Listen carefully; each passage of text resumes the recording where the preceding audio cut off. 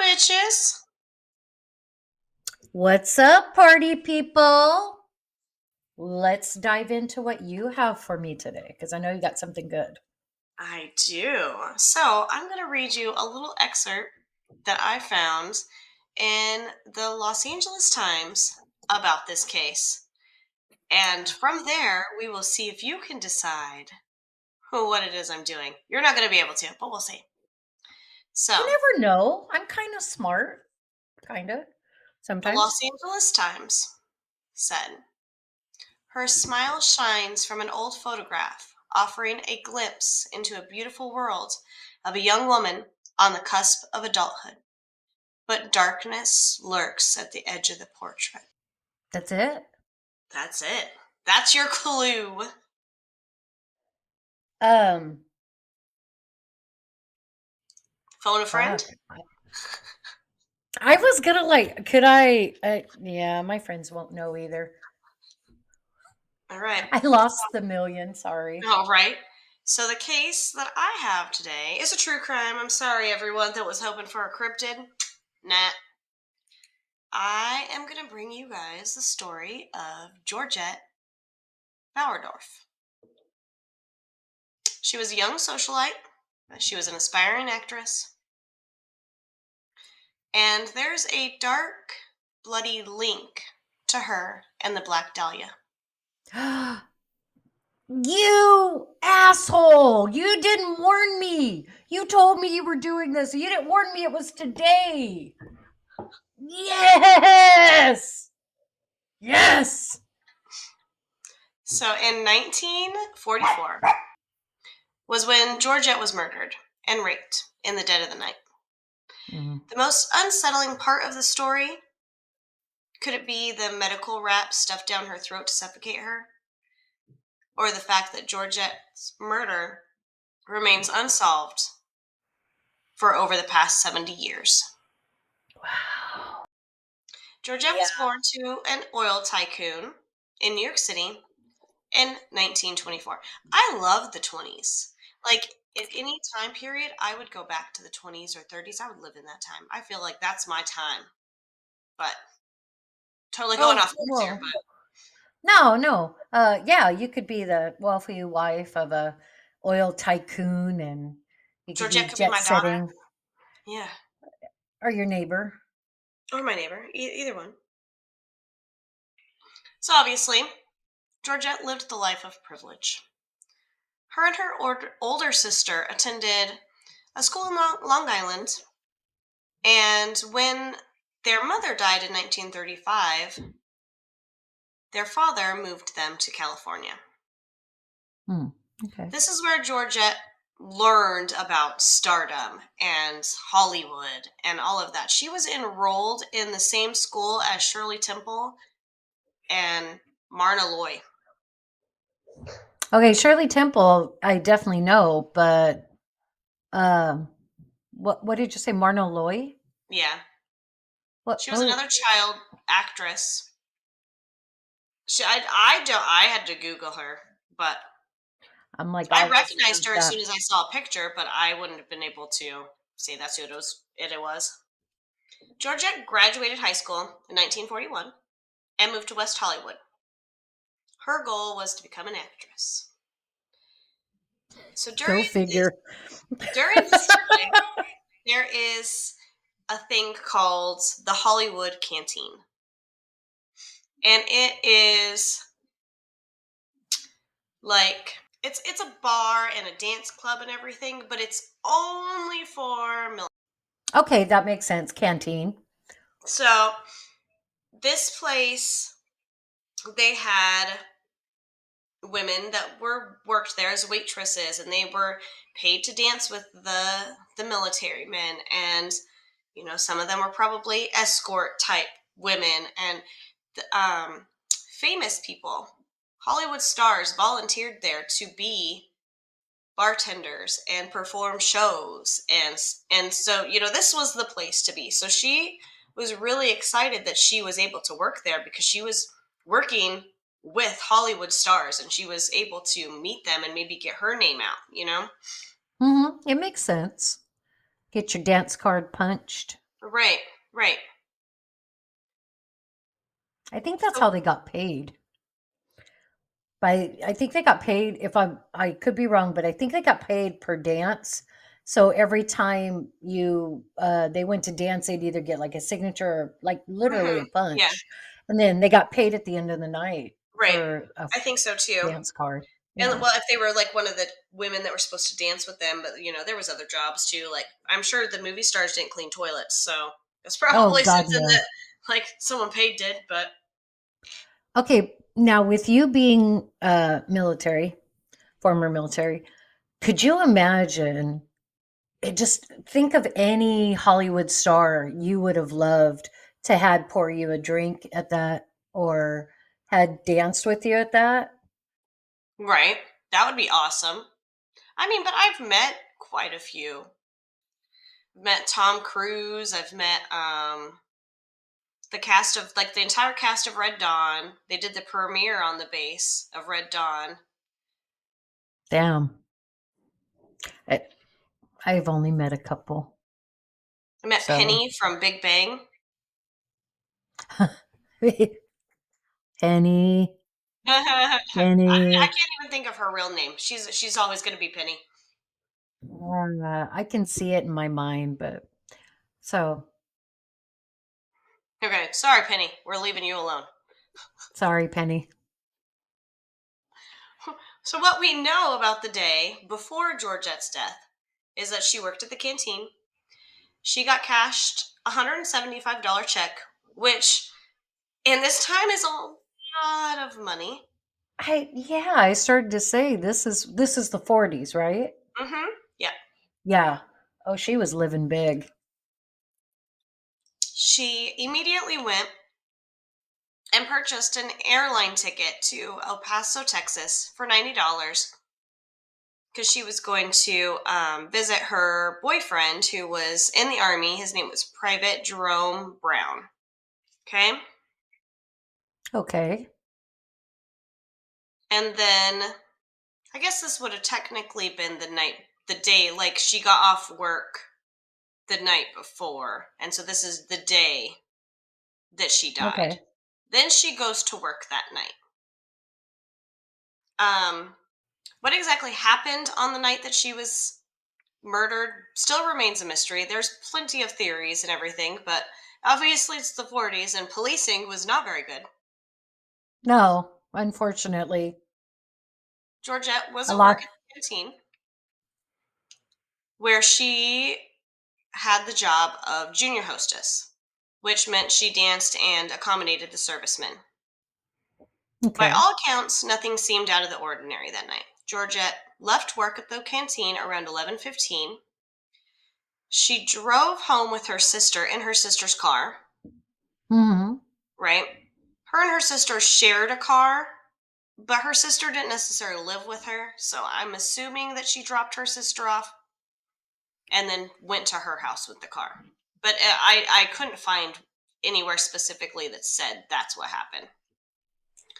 But From it's here, logical. right, from here, Georgette decided that it was still early and she went out to another club called the Polydum. And she spent, the rest of the evening having fun, having a good time, left that club around 2 a.m. Now, around this time, originally the police didn't realize this was a thing until this guy wrote a letter into the police saying that this is what had happened. And we'll kind of get into that later. But so the Okay. police put into the timeline after the letter that Georgette picked up a hitchhiking army sergeant. And well, I guess he really wasn't hitchhiking. He was leaving the club at the same time she was. She gave him a ride home, I bet and she did. he remembers her telling him that she had to rush home because she had to get ready for her boyfriend to call her. Um, and this supposedly is the last time that she's been seen alive. So the next morning, well, I mean, I guess it is the next morning since it's 2 a.m. Later that morning, the janitor The In the janitor, wee hours. right? The janitor comes into Georgia's apartment and finds her body floating face down in an overflowing tub. Oh She's shit. wearing only the top of her pajamas. The pants are nowhere to be found. She's face first, her hair's floating in the water. There's no blood or anything anywhere. Um, there's no evidence of a struggle. Hmm. When the police get there, they, find that again, like there's no signs of a struggle. They did find an unscrewed light bulb in the hallway right outside her doorway that should have always been on, Oh, okay. That makes sense. Okay. and it was unscrewed enough that it wasn't on. And they did pull fingerprints off of it. Hmm. So the theory is that whoever it was unscrewed the light bulb and then was lying like in wait. For her just to open the door, or Yeah. they Well, knocked on and it, that's or that's what I had originally thought, but then as I got into it, I was like, wait, this makes absolutely no sense. hmm. So they think that that's why the light bulb was unscrewed, that somebody snuck in and was waiting for her, and that maybe she was going to be fiddling for keys or something, and that would be their opportunity to attack her because there's no light. That obviously is not what happened. The inspector, his name was William Pym Praise of the Los Angeles County Sheriff's Department, stated that he thought that the light was unscrewed, so it would go dark, and the murderer was thought to have stood on a chair to reach the light bulb because it was nearly 8 foot off the ground. Like I said earlier, fingerprints were pulled from the light, but I couldn't find anything if they compared fingerprints to anybody or anything like that. Like, did they compare it to the janitor's fingerprints? Or, because that would make sense. He's probably the one that put it in there. right? The theory of an intruder was interesting to me because we're, kind of already talking about it. Because if he unscrewed the light bulb and somehow managed to sneak into her house, then he's waiting for her. Well, the police found melon, like rinds of a melon, and a can of green beans in her trash. So they thought the intruder was waiting for so long for her that he had He got himself a hungry snack. Yes. And of tells green them, beans and melon. right, that's a weird snack, I know. Was he Weird. pregnant? Who the fuck eats green However, beans out of a I like can? green beans, but not with I like melon. green beans. Well, I like green beans too, but I'm not just gonna pop a can open and start, in them. So the medical examiner revealed that the green beans and melon were in her stomach. She's the one that ate the snack. Was she pregnant? So there goes that theory. And to me, there goes the theory of somebody waiting for her. Like, why the hell are you going to break into somebody's house, be waiting for them, and give them time to eat a snack? Yeah, I don't buy that. I don't buy it at all. It was I don't somebody that she felt comfortable with. She either knew from the dance club, from the canteen, or from whatever other businesses and stuff she did. This is not a stranger to her. There's no either. Mm-mm. way. No, I don't think so either. And the other thing that I found odd is that none of her valuables were stolen. Now remember, he, she had just got paid, and she bought that Mhm. $90 ticket. So she had roughly what 175, so she had roughly probably 75, 80 bucks in her purse. The Yeah. money was gone from her purse. The money was stolen from her purse. The odd thing about it is that there was a large roll of $2 bills Okay. and thousands of silver dollars. In her purse? Not in her purse, just in visible sight in the apartment. And none of that is taken. Only the money Oh, from her purse is gone. That's the only thing missing. And it's not, no one knows for sure if she spent it or what, because that's the only thing missing. There's nothing saying that it was stolen during her murder. It's just gone. right. Well, obviously, murder, robbery was not the motive. No, no, no. Robbery was not the motive. So the police connect this really rough timeline of Georgette's final moments. So they believe that she came home around 2 a.m. By all accounts, she ate the weird ass snack in her kitchen while her killer waited in the closet somewhere for her to eat her snack. And like we've already determined, this person's probably not a stranger. The downstairs neighbor heard a large thump. No, first he heard the echo of high heel shoes walking around her apartment, but only the one sets of sounds of shoes. It wasn't like multiple people walking around. It was like her walking around herself in her apartment wearing high heels when she first came home. Okay. And then another neighbor around 2:30 heard her screaming, "Stop, you're killing me." And they didn't call for police. They didn't go check it No, out. They didn't. nothing. Nothing. Didn't do nothing. Wow. So the way Georgia apartment complex was um set up is that you had to have like a pass key to get into like a lobby or like I think it's outside, so it's like maybe like a courtyard area. So you couldn't Mhm. get in there unless you lived there or somebody let you in or you were visiting and they gave you the pass key or whatever, you couldn't just walk up. Right. However, Georgette had been known to pass them out to people. Oh, yeah, because that's safe. What the Right. hell's the purpose of having a passcode if I'm really thinking when you said beforehand about maybe high priced escorts? Well, and Um, that's my theory too. And we'll kind of get into that in a little bit. So the car, remember the car? It was a 1936 Oldsmobile Coupe. It was registered to Georgette's sister, but it okay. was missing. They took it. The killer took it. The car was They discovered several days later after it had obviously been in an accident. It was all dented and scraped up. The mechanic said the damage was recent and it looked like it was a result of a car accident with another car. And the only reason it was abandoned is because it ran out of gas. Oh, wow. Well, yeah, Oldsmobile, that sucker's, 2 tons of Detroit's finest steel. Right?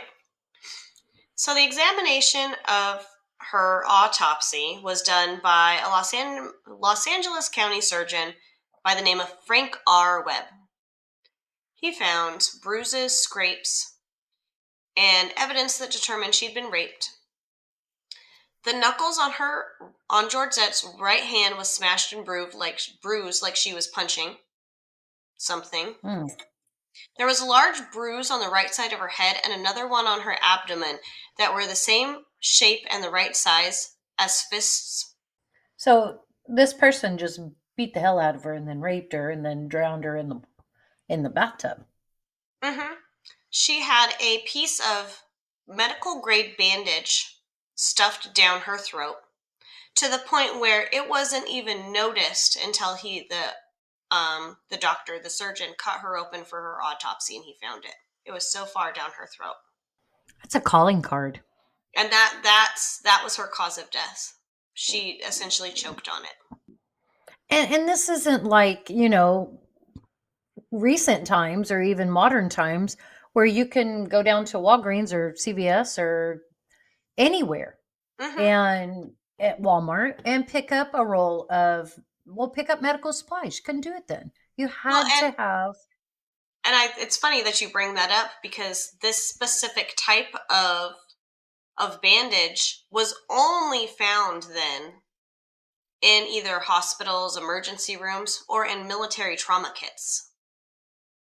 It wasn't something that you oh could buy at the store. no. Okay. Okay. So Webb said her right thigh shows a bruised imprint of a hand. This person forcefully spread her legs. He used such force to open her legs that he even left fingernail marks pierced into the skin. Oh my, wow. Not only was she fighting for her life, but she was like really fighting for her life. But it's funny that there's no signs of a struggle, Hmm. according to the police. They didn't even take any um, pictures of the crime scene. Well, that's what I was going to say is obviously there's all of this trauma to the body. And obviously it's pre-mortem Mm-hmm. and yet you stand and then there's money, countless amount of money. And then the couple stand there and say, "Oh, well she didn't struggle." Right. There's no signs of a struggle. Well, the doctor that did the autopsy definitely called the police out on that and was like, "You guys are idiots. There was a struggle. This kind of Wow. stuff does not happen." Yeah, I got to side with him. He's absolutely right. In the days following the murder, the police received the letter from Sergeant Gordon Adland. This was the guy that claimed that he got a ride from Georgette from the club Mhm. on the night of October 11th. And in his words, he described the woman as appearing quite nervous, though he would downplay it in later years, and that she told him that she had to rush home so that she could be there to take her boyfriend's call when he called her. Now, I find it funny that they put this into her like case file because there's no actual proof it was her. He didn't know her name. He didn't know the car that he was in. It's not like he had a description of the car. He just had a very generalized description of what she looked like. But it could have been anybody. Okay, but that right there tosses a red flag. That's a bright red light at me. He was able to go and tell the police, "Oh yeah, this is exactly who it is. This is what she Now, said." he saw it on the news, apparently. He saw it on the news that she had been murdered. So he wrote a letter to the police department and was like, "Hey, I think Okay. this lady drove me Oh, home." even better. That's yeah. So it was determined that he didn't have anything to do with it. Like his alibi of being dropped off, where he said he dropped her off and everything, was confirmed. Apparently, another thing that I found very interesting that they found in Georgette's house was a date book. It was in her bedroom, and it contained pages and pages of names of military men. Oh. Now, by all accounts, Georgette was faithful to her boyfriend. And everybody said that she was a good, caring person, but I beg to differ. You don't keep names and names in some. And as we go into it, like the ones that the police decided that they wanted to talk to, just from the Mhm. descriptions and the way she describes them in her little date book, this was not. She was some sort of escort or something. There's no way she wasn't. But I mean, it is what it is. But I'm singing the whole time as I'm writing this. Promiscuous girl. Mm-mm. Nelly Furtado? Actually, it's Timberland's the part I was singing. Promiscuous girl. You're Oh teasing well, me. there you go. That's why I don't know. So she don't they call those, what do they call them, base jumpers or um no, they have a specific name for the women that hang out in military, Barracks that they bunnies. want, what do Barracks they call? bunnies. Barracks bunnies. Oh, I mean, um there's different ones depending on like what you did.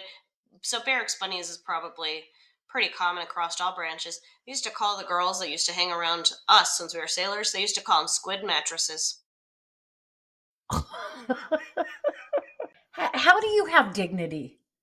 I'm sorry. I'm not You trying to just be like you just trying a to you self-righteous. just trying to snag you a boyfriend that. And it's funny because everybody thinks like people in the military make all this money. We did not make all of That's this. what, and it's not like you guys go sit on a boat and get to go to all these Caribbean places and just hang out. You work your fucking ass off Yeah, and the for, hours are long. Yeah. yeah. It's the It's same with bad. Well, nursing. that's why like a lot of these young people in the military, because they're not making money. You make money when you have kids and you have a spouse. If you're just single in the military, you're making nothing.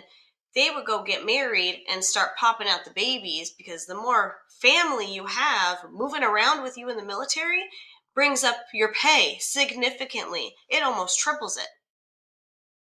Oh shit.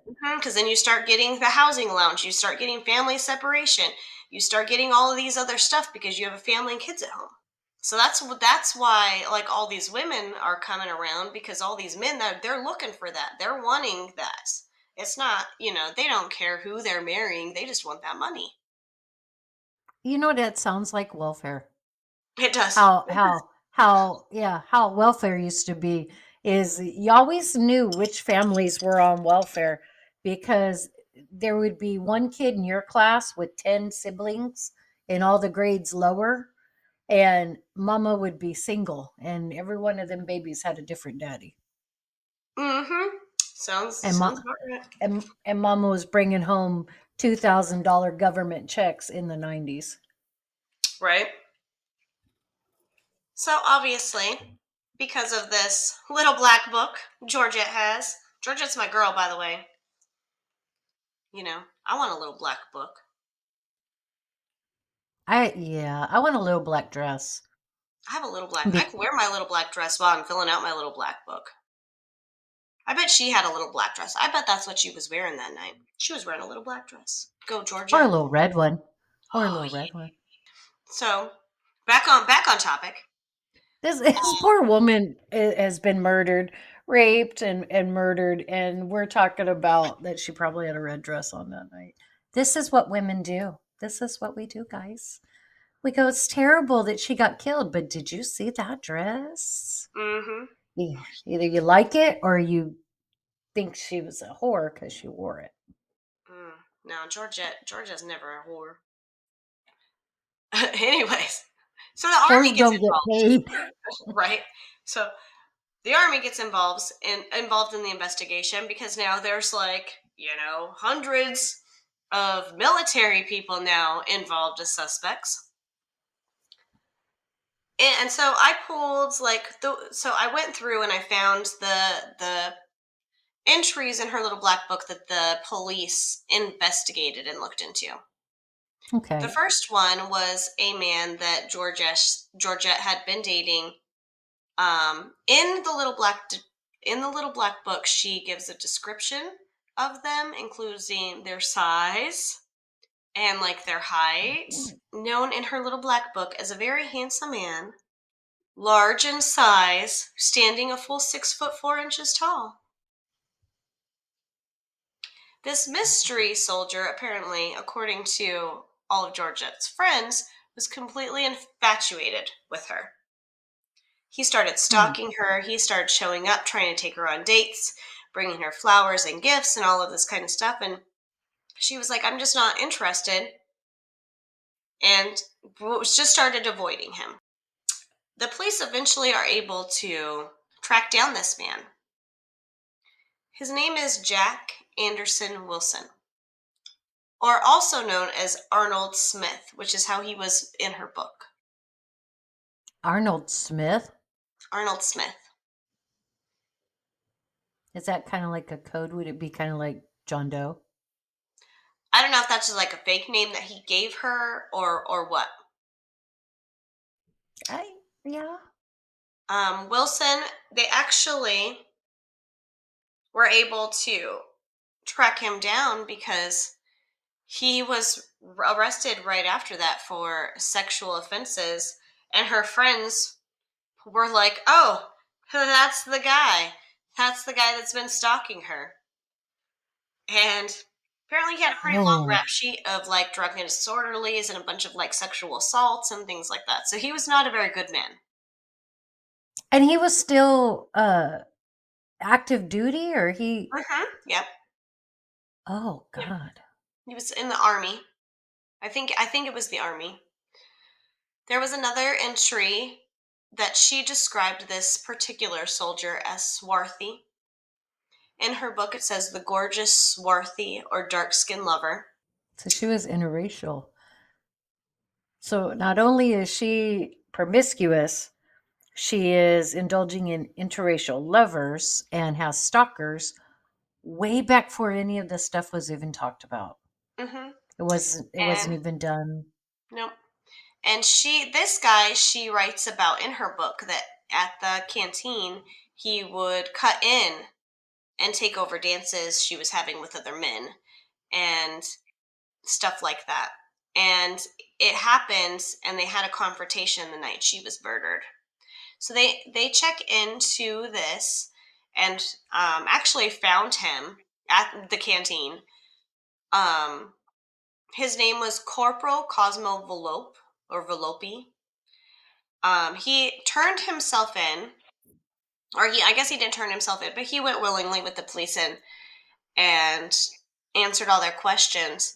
He was let go and was considered no longer a suspect because he was accounted for in his barracks on base at 11 p.m. and the army vouched that he was there.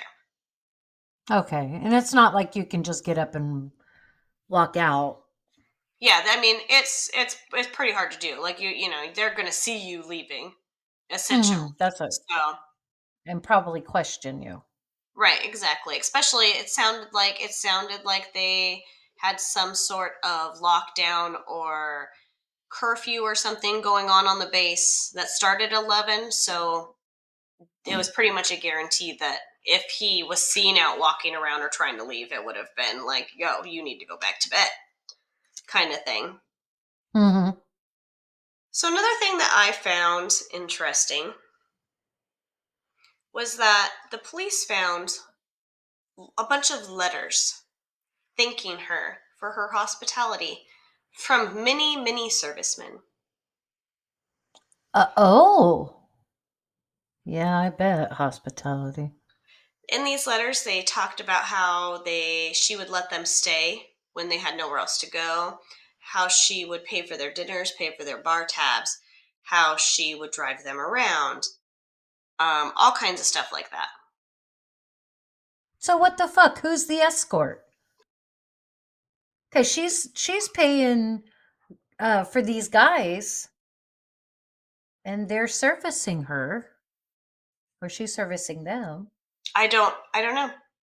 That's weird. I'm sorry. That's just that's dumb. I don't understand it. Yep. So Gordon Adeland was the guy that was questioned, right? That had wrote the letter saying that he's the one that drove her, or that she drove Okay. him. He was later picked up and questioned.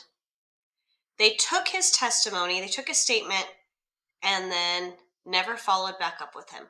They never went back and talked to him again.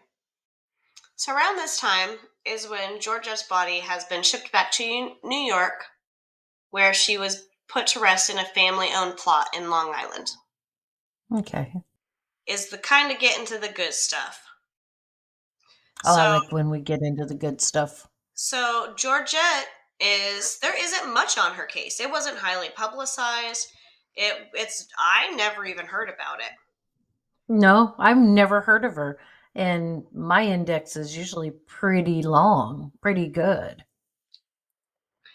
The only reason that I even came across her was I was researching Elizabeth Short or the Black Dahlia. And the detectives are the same on both cases. Georgette was murdered before Black Dahlia. And so it wasn't until the Black Dahlia's case that they said, we think this is the same killer. Oh, the light bulbs started going off. Mm-hmm. Oh, ding, ding, ding, ding, flash, flash, flash. Now, if you will remember the last name Wilson, he was a suspect in both cases. Yes, he was. He was, well, now we know he was suspect in the first one, but yes, he was a suspect with Elizabeth with the Black Dahlia. Mm-hmm. He was a suspect in both cases. And then the other suspect that they are associating with both cases, Dr. George Hodel. Yes. And he was the top suspect in Elizabeth Short's murder. And his son, Steve, has suggested Mhm. that he killed both women due to the links that Steve has connected between the two. And the top one is the medical grade bandage was the same bandage that his dad used. Because wasn't his dad a surgeon? Mm-hmm. Yep. Yeah. And then he was a detective or is a Yes, he was. detective. No, I think he's Yes. retired now, but he was a detective. Yep. Yeah.